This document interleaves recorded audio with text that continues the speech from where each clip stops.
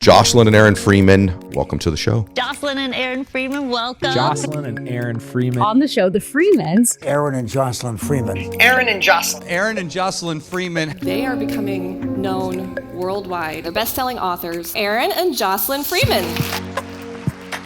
What do you want more than anything? We don't have control over any other person. We all know that. We've all heard that. But we can influence. There really is this belief that I want to shift for all of us today that conflict is not a bad thing. We've talked to a lot of people and everyone has conflict. No matter how successful they are. That's the thing. Any success in your life does not mean you escape having difficult conversations.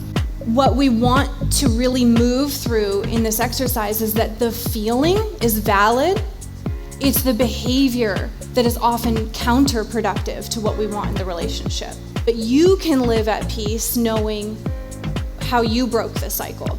Anyone who stays in the victim mindset didn't get the lesson, it will repeat. Lessons repeat until you get them.